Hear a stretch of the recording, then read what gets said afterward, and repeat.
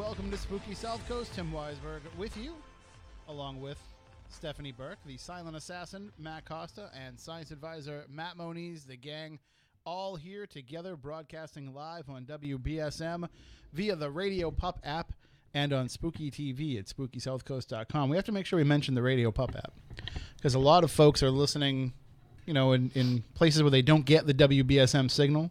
So the Radio Pup app is a great way. Put it on your smartphone, put it on your laptop, whatever you need to use to be able to tune in. And, of course, if you want to see what's going on in the studio, Spooky TV at SpookySouthcoast.com is the way to do so. And that's where you can...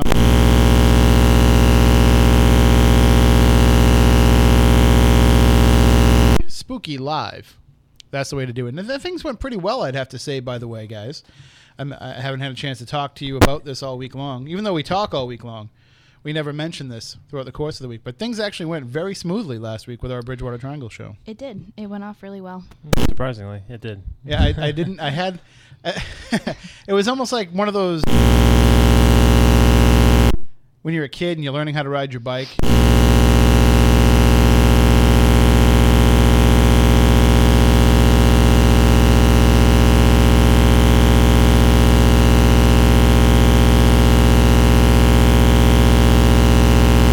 you were here and that you were in the building but you weren't in the same room. It was very weird. I'm not used to that. So I was like looking at you through the glass like, yeah, I was peering in. I saw you. He was. But it's nice to know that you know, we can be in separate rooms in the station at the same time and things can still happen.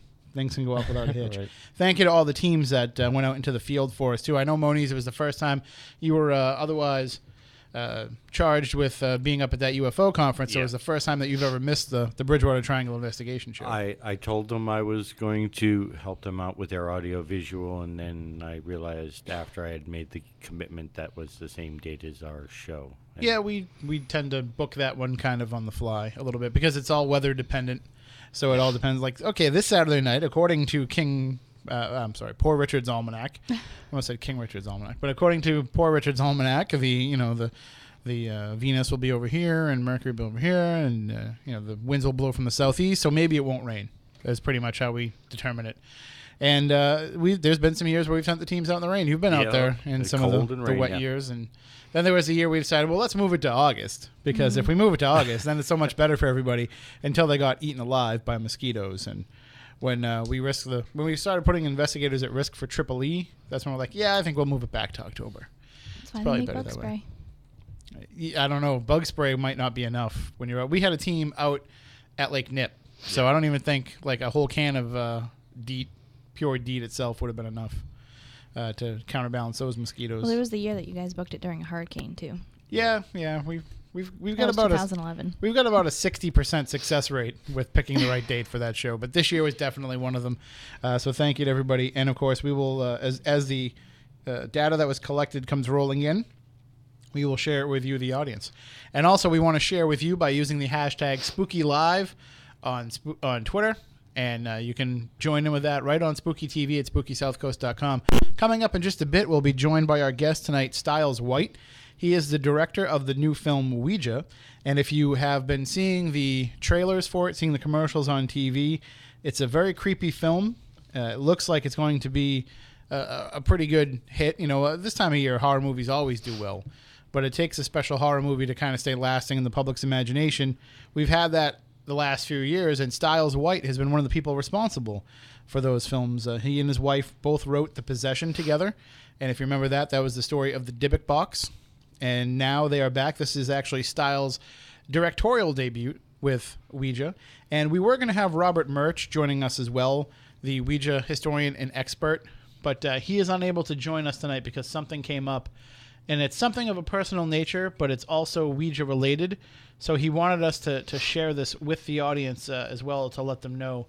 But if you know the history of Ouija, and we'll probably get into it a little bit, but if you know the history, you know about the Fuld family being heavily involved with the creation and the marketing of the Ouija board. Well, over the years, Murch has become very close friends with members of the family. And actually, on October 22nd, Stuart Fuld passed away at 81 years old. And it's just to show you what kind of a connection that Murch made with the Fold family.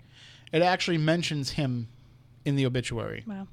In addition to all the family members and about Stuart Fold's life, it said that he was the grandson of Isaac and nephew of William Fold, inventors of the Ouija board.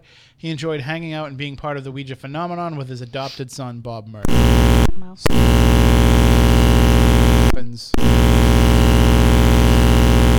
He's been asked to speak at the funeral, so Murch wasn't able to join us because he'll be traveling to take part in this funeral. So our condolences and thoughts and prayers go out to the Fold family and to Murch as well. So again, they won't be able to join us tonight. However, Stiles White will join us in just a bit. We only have him for a brief amount of time because he's a big time Hollywood director. So he is. He's got all kinds of things going. The movie just premiered last night. There's all kinds of things going on. So we're lucky to be able to grab him for just a little bit tonight before he heads out. But we'll talk with him about the film, about the research that goes into this, because a lot of people who write horror movies, and you guys have seen them here, the Spooky Crew here, as well as you out there listening, you've seen some of these movies where you can tell that people are just taking something, a little kernel of truth, and trying to turn that into. That's why you hear all these based on a true story movies, and it's like they wrote a horror movie, and then they could kind of tie it into this real thing. So it's like, let's make that loose connection and just go wherever we want to go. But Stiles and Juliet, his wife, they don't do that. When they get heavily invested into the story and into the truth behind the story and into the legend and the lore behind it. Passion for their work.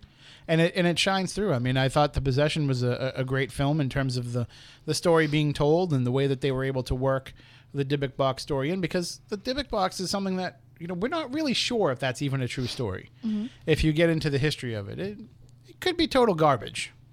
But they were able to craft a creepy enough story about it that they've made it part of the horror lexicon now.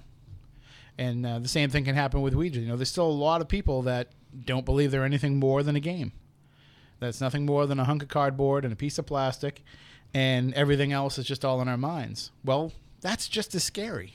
That can be just as freaky. Stephanie, I know you use Ouija boards from time to time. I have, yep. I had the opportunity at Edaville, USA to actually use one with you. That's true. And it was a little bit different. And we tried an experiment that night, which was a little bit different as well. That was kind of cool. We want to explain to everybody what we did. Well, I was going to say, you can take over the story. We had somebody with us who was visually impaired. Yes.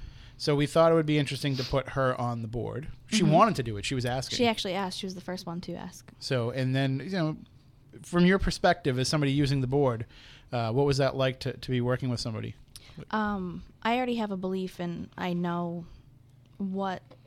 at least when I do it, same thing as table tipping. When I do table tipping, I know the energy that's moving it. I've never questioned the other people that have been with me, only because I know I'm not the one that's moving it, and I know what is moving it. But for everybody that was there that didn't understand or had never done it before, there's no way that she could tell, what I was doing, or there's no way that she could have moved what I was experiencing. So it was very interesting, I think, for the people that were standing by and watching. And for a lot of people, even seeing it happen, even taking part in it, right, they still don't believe it. I mean, we went through that experience at the Lizzie Borden Bed and Breakfast as part of That's right, yep. TerraCon this past summer, where we had a couple there, and we worked with each one of them separately on the board, and they couldn't believe it. Right. They couldn't believe, and then we put them on together. And things were still happening. Right. And they're still, is it you? Is it you? Is it you? Not to mention the EVPs matching what they were picking up on the board. Yeah, I mean, when you have that kind of connection, that kind of verification, you really can't. And again, I'm not saying that it's absolutely 100%, some sort of a spirit doing it. Mm-hmm. And I don't even think, with your ability, Stephanie, that you can necessarily say that that's the case 100% of the time for 100% of the people that use it. No, it's not, because what people don't realize is your own energy can move it as well. And if it's your own brain projecting things onto the board and making your hands move the board, but your own brain is also able to project those EVPs onto some sort of digital recording, that's just as fascinating to me. It is to me too. It's almost like, if it's something that's telekinetic, if it's something that's psychokinetic on the part of a person, I would almost rather prefer that, because that's kind of way more interesting to me than a ghost. They're both interesting in their own ways, but you have to really know the difference between your own energy and your own energy giving you the answers that you might want to hear or what you're thinking, and actual spirit energy, which is very hard to determine, very hard to practice, and very hard to communicate. But a ghost is a ghost. However you decide to describe a ghost, however you decide to define it, whatever eventually becomes proven as the definition of a ghost is a ghost. So whatever phenomena that is, to quote Bill Belichick, it is what it is. But if it's something that you're doing with your own mind, well, that opens up a whole new world of possibilities, because now you can harness that. And if it's happening and you can make it happen, you can figure out how to control it, and you can figure out how to put it to better use. So imagine being there, sitting on the couch and thinking to yourself, oh, this show is terrible. I want to change it, but the remote's way over there. I don't feel like getting up. You can just pull that thing over to your hand, Jedi style, the same way that you could possibly be moving the planchette on a Ouija board. Or if you got the power to move the remote to your hand, why do you need the remote? Change the channel with your brain then. That's a good point. That's where I thought you I'm were gonna going try with that. it, because that is very possible. It's been done in my household. Well, the best part about I don't want to watch this show. the best part about that plan is your brain doesn't run on AA batteries that die right in the middle of you trying to switch through the channels. So you basically just need to have somebody with strange abilities be in your household at all times. that's fine. I would actually prefer that. Like, oh, we should go get the mail. Nah, it's just bills. Just leave it there. Well, we will be talking with Stiles coming up in about 10 minutes. We'll also take your calls as well throughout the course of the program at 508-996-0500, 877-996-1420. If anybody had the opportunity to tune in this morning to the Saturday Morning with Tim Weisberg show here on WBSM, I interviewed Jeff Belanger, our good friend, about the premiere of New England Legends coming up this Wednesday at 8 o'clock on Rhode Island PBS. It'll also be airing Thursday, I believe, at 10 o'clock on the Springfield PBS station. And this is the latest edition of his New England Legends series. You've seen the Haunted Berkshires episode and the Stone Places of New England. This is Maritime Mysteries, and part of it was filmed right here in New Bedford at Fort Rodman, Fort Tabor, where we've done a few Legend Trips events, and I was able to take part along with some of our Legend Trippers in the filming of this episode, sharing what happened to us in Battery Milliken.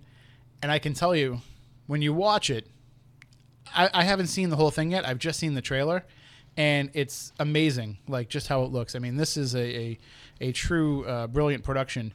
They were nominated for an Emmy last year, just trying to put their vision on the screen. But that was, like, let's just get it out there. Let's do it. Let's do it the best that we can do it. But now it's different, because now they know what it takes to get nominated for an Emmy.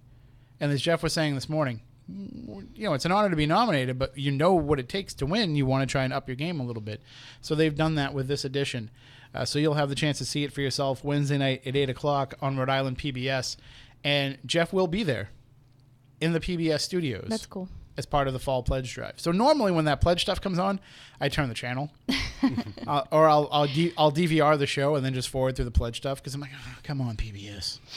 Like, how much money do you really have need? a pledge stuff on. Yeah, it's every time there's a good show on PBS. Right. It's like if I'd stop on the station and I'm like, oh look, whatever, Especially Christmas time with all the different concerts. And then you watch it and you're like, this is so good, it must be pledge drive time.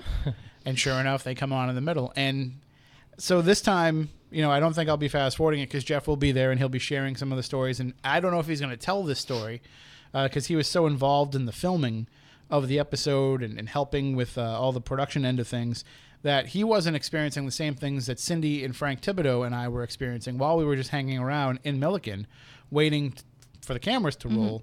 We're actually investigating at the same time. And it's the middle of the daytime on a Sunday afternoon in August. And we're standing there, and of course, being in Milliken, it's pitch black. Right. Doesn't matter what time of day is. I have a 600 lumen or 650 lumen flashlight that I had in there, and I'm shining it down there, and you still can't see the other end. But we're standing there watching, and we see down the other end there is a shadow figure, and it's moving back and forth. Now, we've already cleared the battery. We know that there's nobody in there. We're watching it move back and forth, and it was shimmery. It wasn't like, like a straight black on black shadow. It was like shimmery, almost like it was coming in and out of something. And we watched it. We watched it start to move closer to us. We would move closer to it. It would move back. And this went on for a good 10 minutes. And it was just incredible, along with some of the other stuff that was going on. What was that? Little predator imitation. Oh, okay. I wasn't. I didn't see your mouth move. So, and so we're like, I'm looking at it and we're watching it, and we're wondering like, how can we record this? How can we realize that there's really no way to do it? We just had to kind of experience it, and it only lasted about 10 minutes, but then it was over with, and there was all kinds of other things going on. The creepiest part was, and we talked about this morning. You guys know, you're familiar with the graffiti that's in there in Milliken, and there's some of it is kind of intended to be evil, but you can tell it's kids like putting up something stupid. When we went in there into the area where we had the experience that we were chronicling, you could see there were some demonic symbols, some satanic symbols drawn on those walls that are serious business, that are not kids messing around. And so Jeff was like, can you take a picture of that? Because I had my phone on me. He said, can you take a picture? So I took a picture and I showed it to him on my phone. 2 days later, he sent me a message saying, can you email me those photos? Because they wanted to include them in the production. Sure. Yep. I opened up my phone. They were gone. Couldn't get them off my phone. Good. Couldn't find them. They weren't on the memory card. I went into the, to the files on the phone. I connected to the computer, looked in there. Gone. We didn't delete them. They were on there because we were looking at them repeatedly while we were there. So, and I looked at them in the car when I got back to the car, because my first thought was, I'm going to send these to Keith Johnson and see if he can tell me what they are. And I said, all right, well, I'll do it when I get home. And then I got excited because I bought a clay pipe, and so that that took over. But I could never find them again. So eventually I'm going to get permission to go back in and take some new photos and take them on a couple of different devices to make sure that when I leave there, I'll have them. But it's one of those things where that you're dealing with something that is serious business when you see that. So. And I know, Stephanie, that you've told me repeatedly, kind of stay out of there. Yeah, but doesn't mean you're gonna listen. Nope, definitely not. But again, I have to stress, I have permission. We get permission to go there for our Legend Trips events and for filming. And people think, oh well, Jeff went in there and filmed New England Legends, so we can go in there and film our show. No. You can't do it. We had all kinds of permits and permission from the city of New Bedford. Insurance. From Fort Tabor. Yes, they had to take out insurance. And it's not cheap. The insurance for filming is not cheap. The event insurance that we carry isn't cheap either, but filming insurance is far worse. And it's highly dangerous to go poking around in there. During the day, during night, doesn't matter. It's not... The floor is missing in a lot of places. There's holes, big giant gaping holes. There's all kinds of things to trip over, to cut yourself on. You never know who you're going to come face to face with. And the living. Yeah. That's the worst part about it. I mean, we were there one night for an event, and we had drunk kids walking in telling us to get out. That's the least of all worries, especially in that area. Right. And so if you've never taken part in that and you want to, we are planning on returning to Fort Taber for another Legend Trips event this spring. That's awesome. They've asked us to come back, and now it's created such a buzz from the first few events that we've done there. And, of course, New England Legends will be huge. So that's got a lot of people interested in coming and taking part. So we will do that for you coming up this spring. I think our first Legend Trips event, though, of the new year will be at Lizzie Borden's. We got to set the date, but usually we try and shoot for the weekend after Valentine's Day. So we should have an announcement forthcoming soon on that as well. And New England Legends, again, premieres 8 o'clock on Wednesday on Rhode Island PBS. You can order the DVDs by going to ournewenglandlegends.com, or you can go to jeffbelanger.com. Those are your opportunities to purchase the DVD. But later on tonight, at the end of the program, we will give you your chance to win a set of all 3 New England Legends DVDs. You'll be able to win them. It's one of those kind of win them before you can buy them type deals, because Jeff is getting in the latest disc on Tuesday, and he will ship it out to you as soon as it comes into his possession on Tuesday. So you will be amongst the first people to have a copy of this. And so you'll have your chance to check it out.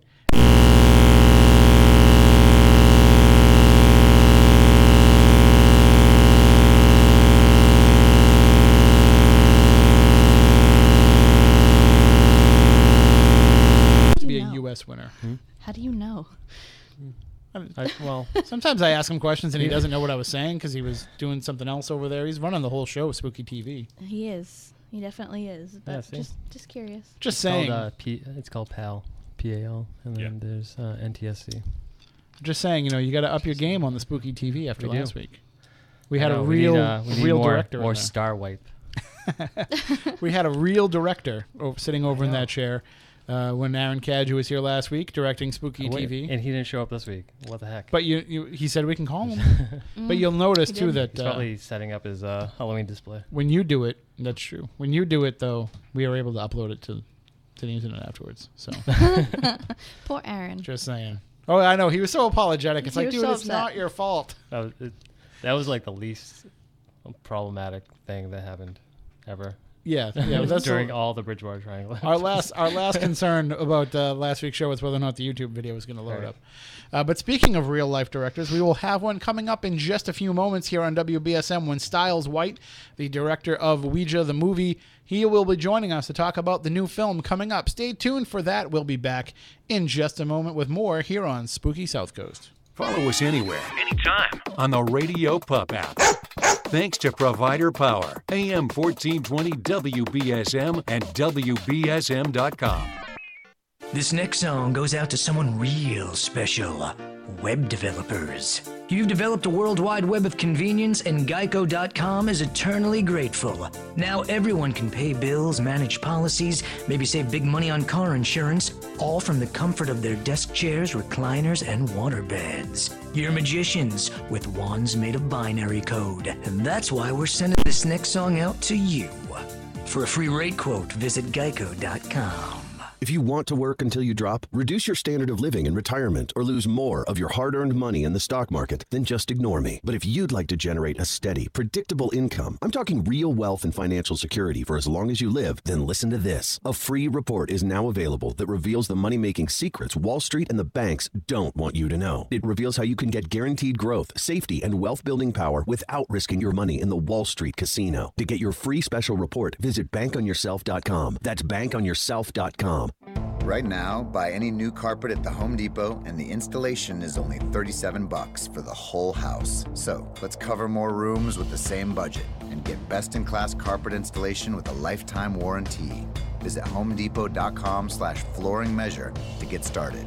Let's do this. Whole home carpet installation, just $37. More saving, more doing. That's the power of the Home Depot. Valid through December 24th. Minimum $499 purchase of carpet and pad. U.S. only. See store for details. Dentist office, may I help you? Hi, I'd like to cancel my teeth whitening appointment. May I ask why? I found a teeth whitener that works in 5 minutes that I can do from home. It's called Power Swabs. Hi, I'm John Greenhut, and if you want to whiten your teeth 2 shades in 5 minutes and 6 shades in 7 days, then try Power Swabs. Just swab your teeth and you're done. Try Power Swabs risk-free by calling 1-800-663-1562. That's 1-800-663-1562. 1-800-663-1562. TrueCar is changing car buying forever.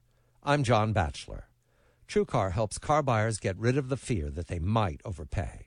Just in the first 6 months of this year, over 275,000 cars were sold by the TrueCar Certified Dealer Network, and TrueCar users save an average of $3,221 off MSRP.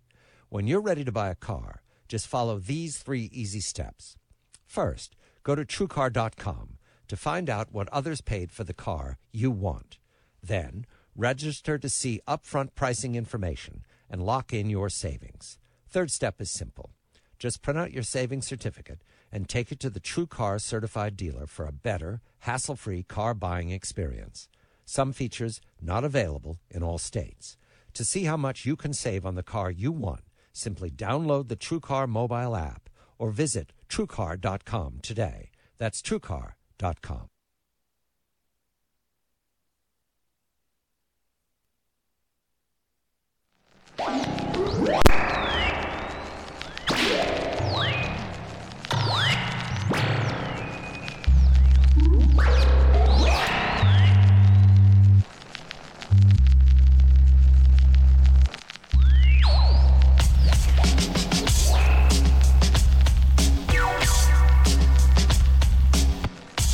Welcome back to Spooky Southcoast. Tim Weisberg, along with Stephanie Burke, the silent assassin Matt Costa, and science advisor Matt Moniz.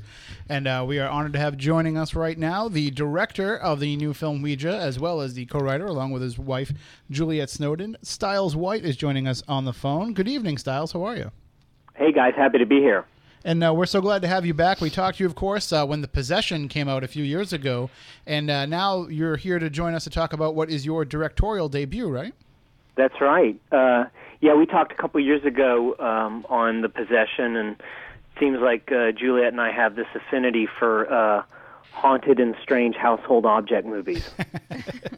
Well, you know, the difference, I think, is when you're able to take a good, solid legend like the Dybbuk box or the Ouija board and be able to put it into the modern perspective of horror. That's a pretty good thing, because a lot of people would look at a Ouija board and think, you know, go back as far as Witchboard in the 80s. They're like, yep, that story's been done, but you found a way to take it in a new direction.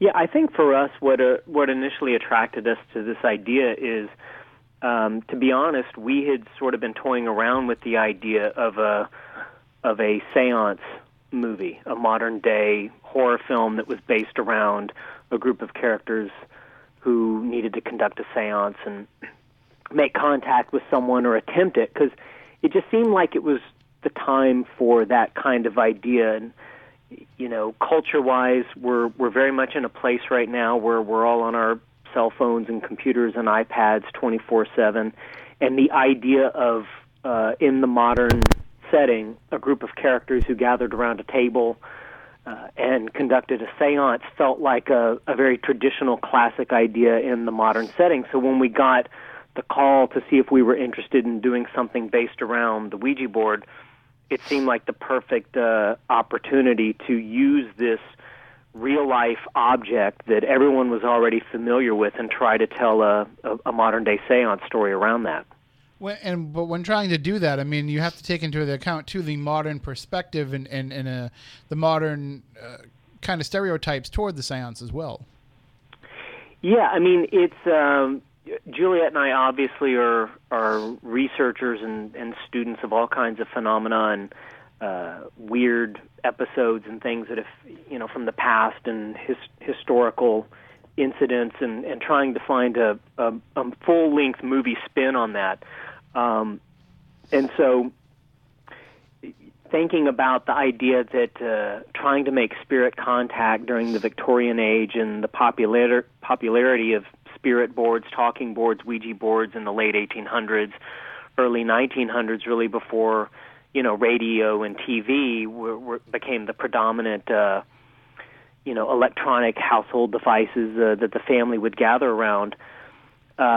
We knew that a modern day telling of that needed to sort of pay homage to the past, but make sense of why modern day characters would need to turn to this with all the other things available to us, and, you know, ghost hunting and EVP and everything like that.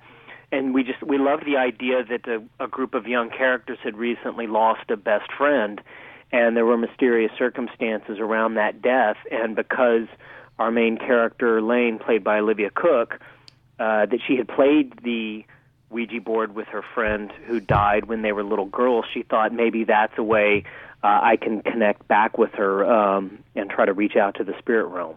And of course, Olivia Cooke, people know her from the Bates Motel series, and she's somebody that has quite a following, I've noticed, over the last couple of years. But it really seems like, at least in just the trailer, you can tell, you know, she's being dealt with a lot of emotional material to deal with, in addition to all the regular horror scares and thrills. You know, you can see that in the character, you can see the weight of that friend's death really showing on her. Yeah, that's great. And to be honest, that's why when we were originally thinking of this role, we knew this character was carrying the emotional weight of the story, and we were thinking about young actresses that you could really believe in that situation and dealing with those emotions. And because, as you know, when we make horror films, there are a lot of traditional screaming and going down dark hallways that you shouldn't explore, and there's a lot of in addition to the horror stuff, there's actually a lot of silent acting. There's just a lot of being alone and hearing something and turning and exploring and letting the fear and the horror and the suspense of what's on the other side of the door register on your face.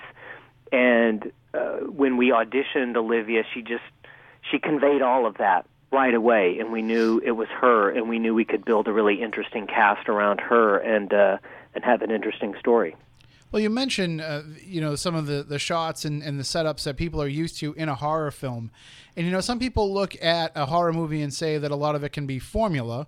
And some people look at something like Coca-Cola and say, hey, that's a formula. So there's like two ways of looking at it, because one is kind of something that people look down upon, and one is a way that people say is a tried and true way of delivering the people what they want. And so there's got to be, I'm sure, a mixture of that in your mind as both a writer and a director, of a way to, have the familiar themes and tropes of a horror film, but at the same time to do something different. Yeah, I think there's a reason why a lot of the tropes work and why they're scary to us is because they mirror something about our actual world that is frightening to us. And if you go back to one of my favorite horror films that's really a seminal movie for me is John Carpenter's Halloween. And what I loved about it is it looked like it was the first horror film I saw when I was a kid where the neighborhood really looked like a real neighborhood where I could live.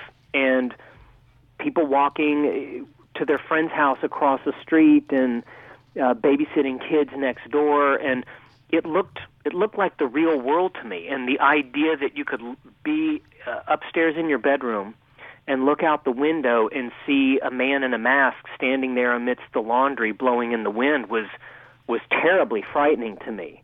And these were all daytime scenes. If you think about Halloween, I'd say a good 70% of the movie is in the daytime, and it's very scary.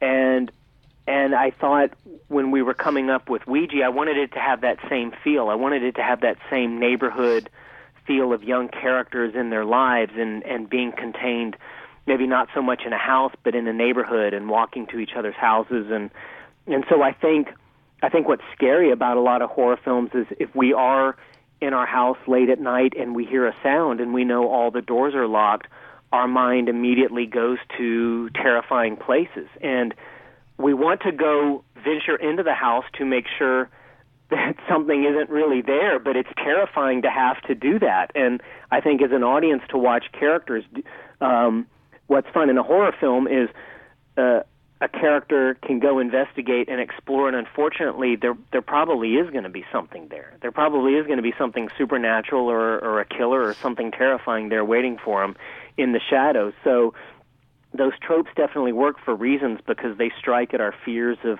the fears we have on a daily basis, and just turn on the news. And I think the zombie genre, I thought the zombie genre would have run its course about 5-6 years ago. It just keeps getting a second wind. Right. It seems like every time there's I think because of the Ebola story, we're good for another 2 years of zombie stories, because there's something that the fear of zombies really is our fear of viruses and fear of diseases and illness and it being passed on and catching things from other people, just the fear of being out in society. And I think a lot of horror films that are stories about people contained in their houses with some kind of supernatural phenomena is just inherently scary to us. I think it was scary to people back in the late 1800s when they were playing with the spirit board, and it's still scary today. Well, and I think that's what's great about this and having this movie come out in this time period is people are, we look in the paranormal field and everybody's about whatever the latest devices they can get their hands on, however fancy the tech can be. They're carrying around cameras to go into haunted houses that I'm sure cost more than some of the stuff that you learned on as you were getting ready to become a filmmaker. But right. The difference between that is the paranormal field has gotten into these devices. The general public is seeming to turn away from that and being like, no, we like the Ouija boards. We like people that are just walking around talking in the dark, holding hands in front of a table full of candles. That's what's starting to creep people out again. Yeah, and what's interesting and why I knew we were on to something good when we started writing the screenplay for Ouija is there was an announcement about it in the papers or something, and our friends knew that we were now going to be working on this project, and people that we had known for years in just everyday settings, parents at our son's school, suddenly were coming out of the woodwork to tell us their true life Ouija board stories, things that had happened to them in college when they played, in high school. And I mean, it was one story after the other, and it felt like everybody had one.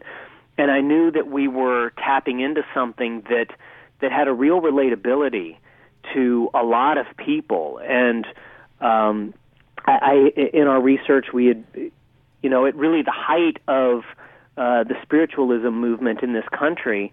I mean, statistically, I think a majority of households had some kind of talking board or Ouija board in their house as they were attempting to communicate with the dead and deceased loved ones. And so I don't think that ever really the fascination with that, and that we could go to a toy store and get a Ouija board off the shelf, or that at your grandparents' house you would open the game closet and there would be all the board games, and invariably there would be a Ouija board sandwiched in there among the others. So it was nothing that we had to explain and justify of why a Ouija board would be in someone's house.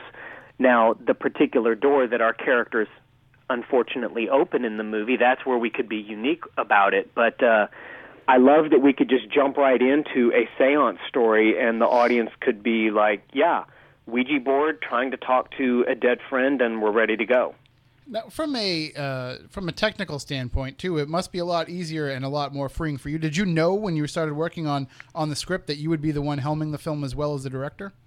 That's right. When we had the initial meetings, it was to write and direct, and for this to be my first, my directorial debut. So I was approaching it from the very beginning, knowing that I would be responsible for casting it and shooting it and picking the locations and designing the unique Ouija board for our movie and figuring out all the scary circumstances that could happen once the characters got in touch with the other side, so to speak. So for you then, is that more freeing as a writer because now you're writing with your own vision as the director in mind, or does that make you kind of second guess what you're writing, saying, wait a minute, how do I write the scene? Because how am I going to pull that off when it comes time to put it in front of the camera? Yeah, there was definitely, I could not pass the buck to anybody else. It was definitely all on my shoulders and the very talented crew that I had assembled. But yeah, it did make me think that when I was writing a scene, when Juliet and I were trying to figure something out, that we had to know exactly how we could pull that off. And if I didn't know, I would talk to the camera department, my director of photography, and we would have to figure out different things location wise. I mean, that was one thing I really encountered on this, is we had written it. There were certain scenes that we had written, and there were certain elements of the main house, the main location, that we knew we needed to have for certain sequences and scares to play out. So once the script was approved and we began the location scouting process, I had to find a place that would give me everything that I had written. So I was sort of reverse engineering now. I had written it, but I had to find the place where this could all work. And it was challenging for sure. And you also designed or took part in the design of a special board for use in the film? We did, and that was an interesting process that I really worked a lot with the producers on this film. We obviously, there have been appearances of Ouija boards in previous films. They've made cameo appearances. The two main ones I can think of specifically, The Exorcist obviously makes a very famous appearance, and in the first Paranormal Activity there's an interesting Ouija board cameo. But because it is a trademarked property of Hasbro, before that it was owned by Parker Brothers, and then Hasbro bought Parker Brothers. So it's a Hasbro branded product, and because we made the movie for Universal, and they had a deal with Hasbro to make movies based on some of their their games and toys and products, we were able to make the a movie officially about the real Ouija board and really use the name and use all the lore and legend that comes with the history, the long history of the board. And I like the traditional look of the Ouija board. I love the sun. I mean, that was the one I remember from my grandparents' house. It had the sun and the moon up in the corner and the yes, no, goodbye at the bottom. I love the font of that alphabet and the faux wood grain on it. I mean, before it was a faux wood grain, they were actually, printed and wood burned onto actual wood. And I wanted to retain a lot of that. So we tested a lot of boards because we also knew it would be played in the dark with candles or lamplight. And we had a traditional-looking board, which was the lighter board with dark lettering. And then just for fun, we made almost a negative copy of that, where it was a dark board with white and light letters. And when we started doing camera tests with it, the dark board with the white letters just looked really cool. And it looked different enough that you would think, there's something unique about this board. Maybe there's a special history to it, and when things start going bad, you really believe that the characters are motivated to try to figure out, well, where did this particular board come, where did this one come from? Because it doesn't look like your everyday run-of-the-mill board. So it was a fun design process to really figure it out. And what we also liked is that we went online and looked at all kinds of custom-made boards, and throughout the ages, obviously when you go buy a Ouija board, it comes with a planchette in the box. It's a plastic piece with a little plastic clear window, but we also saw that a lot of people would create handmade versions of planchettes and carved wood and more glass lenses and really cool looking. And so we knew we wanted to create a very customized planchette for the movie as well, and tested out all kinds of versions until we finalized the hero planchette, as we called it. Well, looking at the trailer for the film, and I don't think I'm giving too much away because it's in there in the trailer, but it looks like the planchette serves a dual purpose in the film. In addition to being used on the board, it actually seems to have another purpose for those characters. Yeah, it was fun to, as I said, it was fun to actually, beyond just making a seance movie, because we could have just made a movie called Seance, and it could have been maybe we didn't even need a spirit board, but because we were actually able to use the real Ouija board, when you research the Ouija, there are all kinds of, when you buy the game, there really aren't any rules that come with it. It just tells you to put your fingers on the planchette and ask questions, and the mysterious oracle will answer them.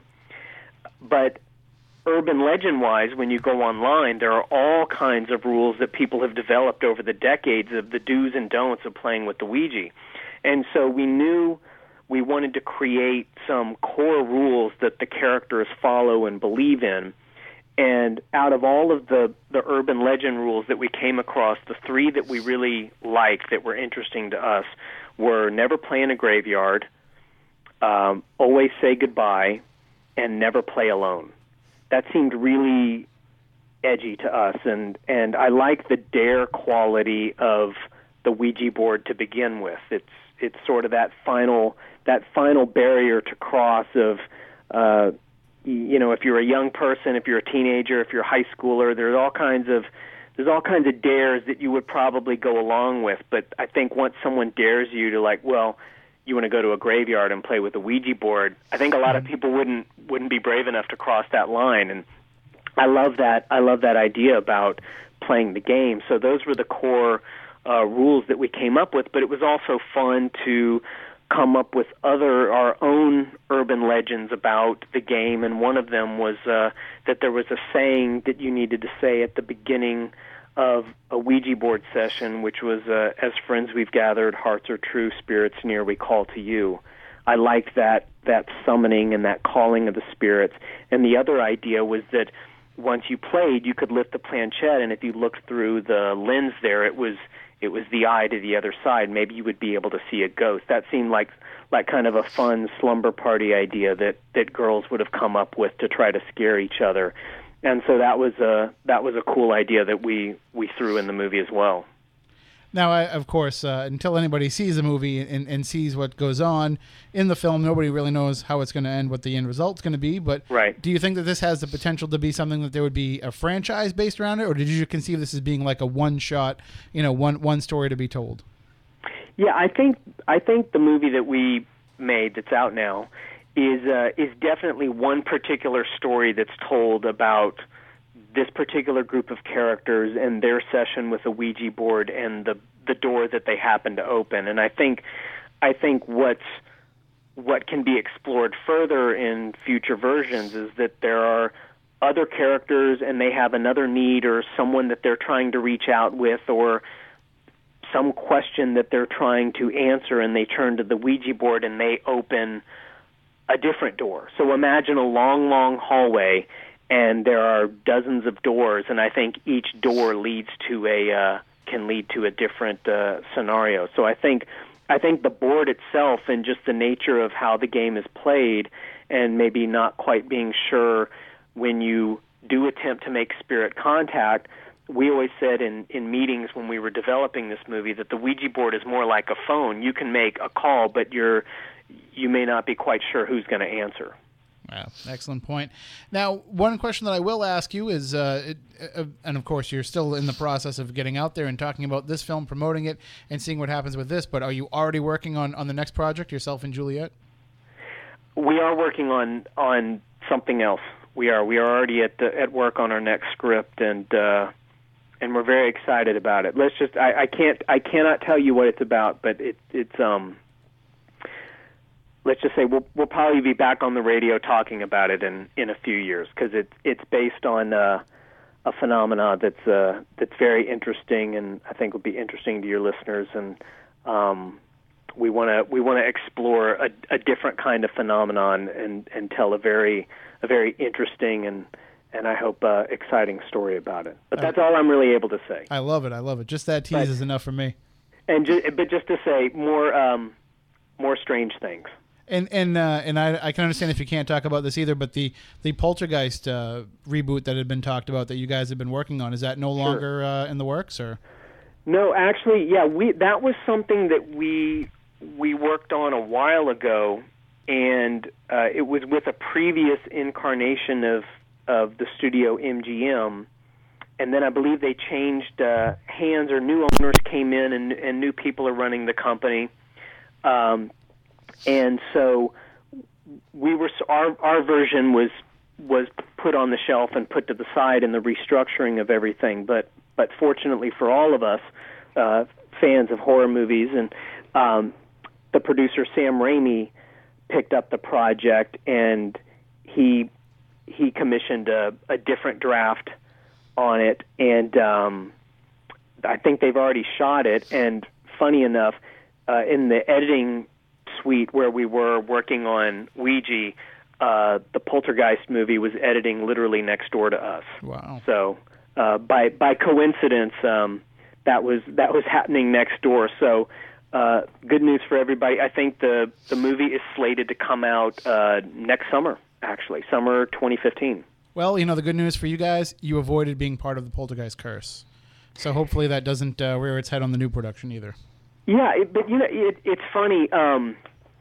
I'm actually Facebook friends with Oliver Robbins, who played the son in that movie, and we've traded some fun emails over the years. And obviously Steven Spielberg was the writer and producer of that movie. I don't know if he was very much cursed after. No, that I think movie. he did okay. He went on to do pretty okay, and so did Craig T. Nelson and Joe Beth Williams. So,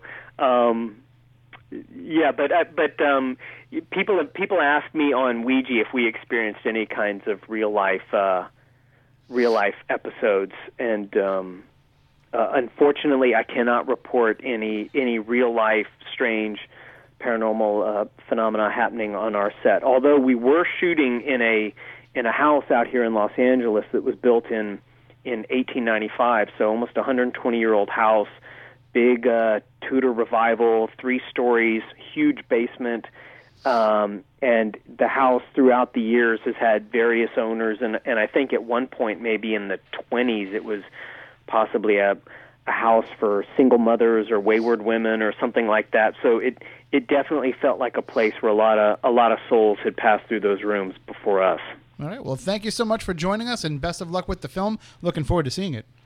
Thank you, guys. All right. Take care. Have a great night. That is Bye. Stiles White. He is the director of the Ouija, the movie. And we will definitely give you a review of it once we get the chance to see it. We do have to take a break right now for the news. When we come back on the other side, we'll have the Week in Weird. We'll also talk about some other paranormal topics. We'll take your calls as well. 508-996-0500.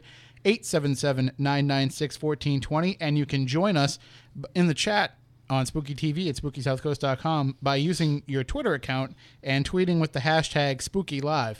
Let's see if we can get some conversation really flowing there. And we'd like to talk to you, whether it be through Twitter, whether it be over the phone. Stay tuned with more of Spooky South Coast in just a moment here on WBSM. For local news, talk, and sports, the South Coast turns to AM 1420 WBSM New Bedford and WBSM.com. From ABC News, I'm